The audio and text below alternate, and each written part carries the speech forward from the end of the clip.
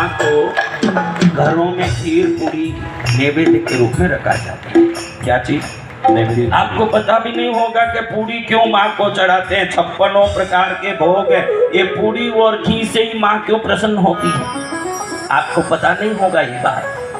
जब कच्चे आटे को आप पूरी बना के तेल में डालते हो, डालते ही वो पूरी क्या करता है, कोई समझदार हो तो बताओ कि कच्चे आटे की वो पूरी अगर अंदर डालते हो तो डालते ही पहले डूबता है। क्या होता है? डूबता है। तेल के अंदर चले जाता है कि ऊपर रहता है? अंदर चले जाता है। लेकिन जब सिक जाता है तो फूल भी जाता है ना, ऊपर भी आ जाता है। जो जड़ रूपी जीवन जिसमें ज्ञान रूपी संस्कार नहीं हो वो डूबा रहता है। जब माँ रूपी तेल में जाके पड़ता है तो वो फूलता भी है ना, ऊपर भी आता है। इसलिए ये पूरी चढ़ाना, ये फूलता भी है ना, ऊपर आ जाता है। जब तक वो कहाँ रहता है? नीचे डूबा रहता है। डूबे हुए जो जीवन को फूल फला के ऊपर लाने वाली होने से माँ को पूरी चढ़ाया जाता है। माँ को इसलिए पूरी चढ़ाएंगे, माँ तो ऊपर लेके आती है सबको। कृष्णगिरी वाली वाली धन्य है तुझे माँ, तू सबको ऊपर लेके आती। खीर क्यों चढ़ाना? खीर क्यों चढ़ाना?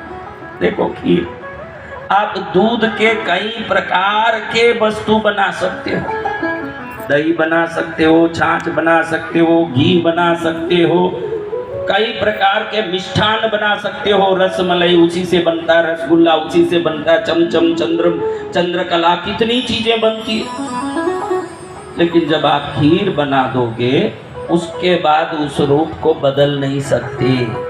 वही अंत रूप है। खीर बन गया यानी अब दूध को फाड़ तोड़ घी दूध दही कुछ नहीं बना सकते। खीर बनाने के बाद माँ कहती है कि मेरे पास आने के बाद आपको अंत की शुभ गति मुक्ति प्राप्त होती है। बाद में कोई गति नहीं होती। जय जय माँ। बाद में कोई गति नहीं होती।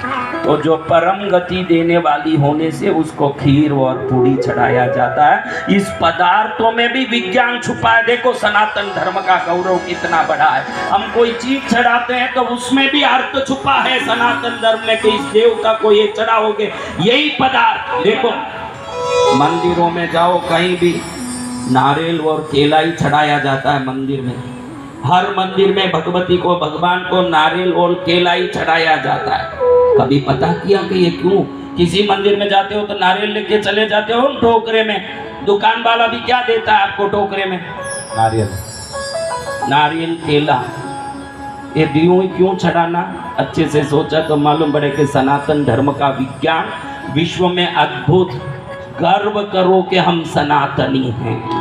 जय जय गुरुदेव। गर्व करो कि हम सनातन धर्म में जन्म लिए हैं, हमारा गर्व हो। महाराज देखो, कई बार कौवे कोई ना कोई चीज खा के उस बीज को विष्ठा में छोड़ते हैं तो भी पौधे पेड़ उग के आ जाते हैं कि नहीं?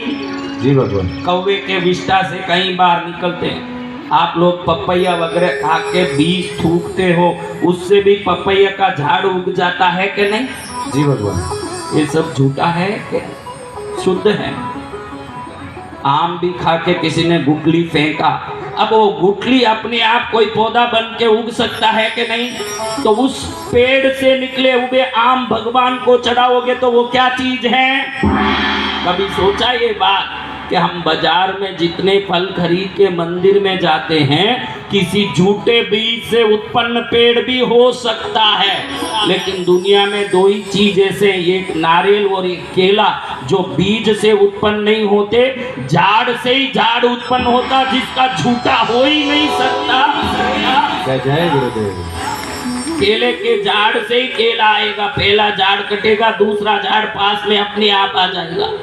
नारियल के झाड़ से ही नारियल आएगा कि कोई झूठे बीज से नारियल आएगा?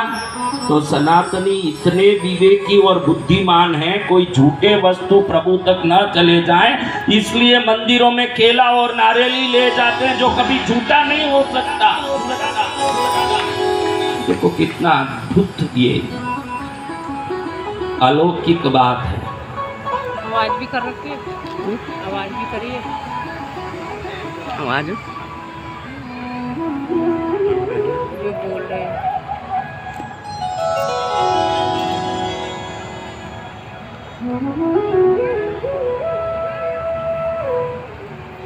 तो महाराज ऐसी अद्भुत अलौकिक